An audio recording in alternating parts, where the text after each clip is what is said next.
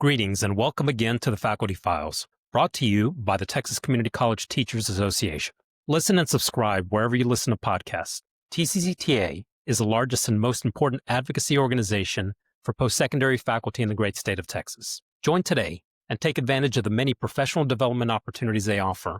Make plans to attend the upcoming spring convention in Frisco. See you there. And now, let's open the files.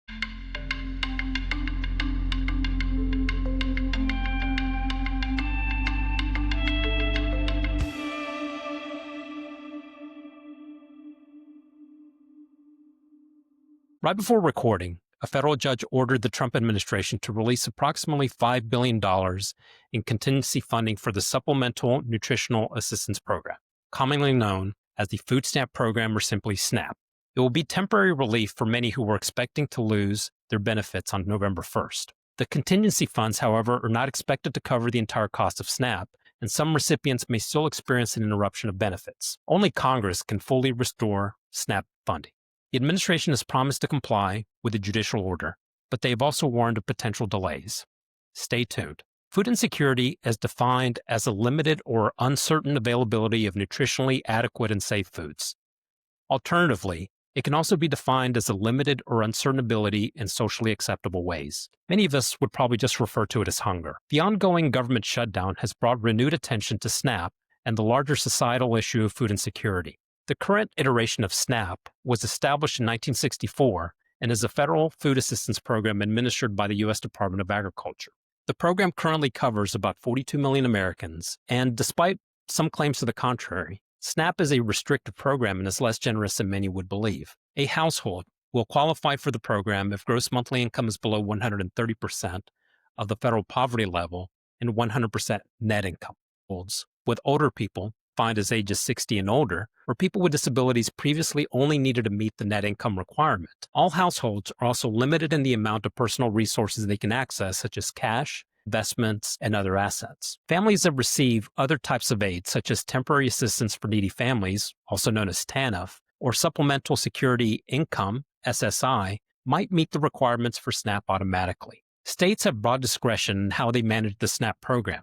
For instance, they can decide how to extend the benefits for people receiving other TANF-funded benefits, whether to count vehicles as household assets and whether to count child support payments as income. Non-disabled applicants must register with their state SNAP agency or employment office, meet any work, job search, or job training requirements set by their state, accept a suitable job if one is offered to them, and work at least 30 hours a week. Failure to comply with those rules can disqualify people from getting SNAP benefits.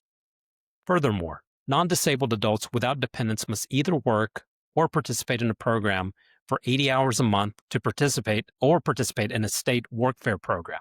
Failure to do so will restrict SNAP benefits to 3 months out of any 36-month period. The recently enacted One Big Beautiful Bill Act of 2025 revised the Adults Without Dependents Work Requirement, also known as ABAWD.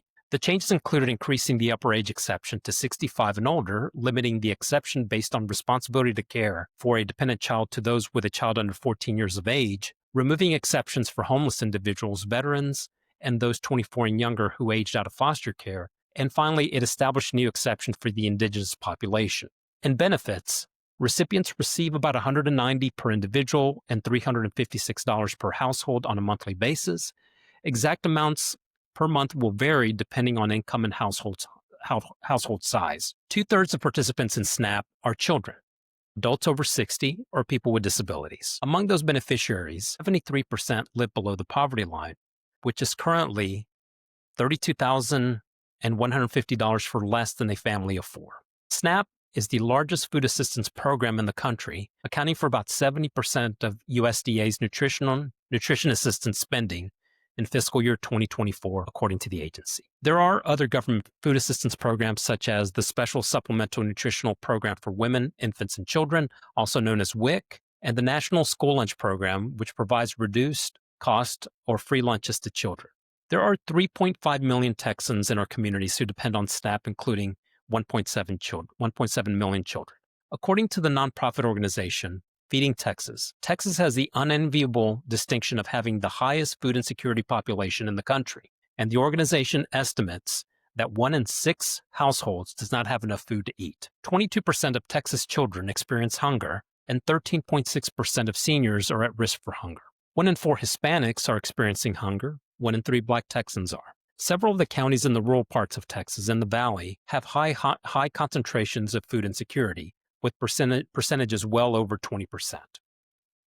To the credit of many of the institutions we work at, they have set up food pantries well in advance of any problems with the SNAP program. The food pantries make an immeasurable difference for students. To the credit of faculty, many of us have become more aware of the challenges encountered outside of the classroom. We are probably all familiar with faculty members who have personally intervened to help hungry students or included language in their syllabi, directing students to campus resources. But college hunger is a persistent problem. Some estimates say that nearly 50% of community college students will experience food insecurity.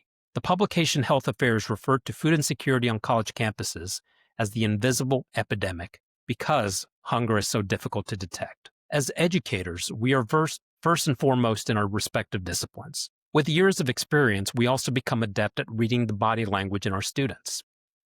Who among us has not provided another example after receiving puzzled looks from our students or changed their cadence to wake up sleepy students? But hunger is not as easy to spot. There is also a social stigma associated with admitting you are hungry and seeking food assistance that makes it difficult to help students in need. Policy experts have proposed expanding SNAP and the school lunch program for college students. But as the recent government impasse has shown, we can't always count on a public solution.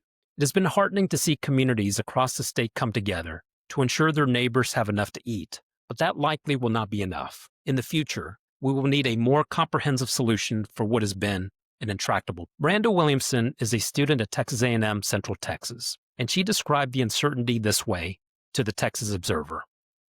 On November 1, we will go hungry. This is not a fear-mongering tactic used for likes and views. This is reality. Students on SNAP like myself will be forced to think about where our next meal is coming from, rather than what's coming up on our next test. Ms. Williamson gives us all a lot to think about this week as we greet our students. That is our show for today. Thank you for joining me, and don't forget to subscribe to the podcast. Make sure you also join TCCTA, and we will talk to you next time.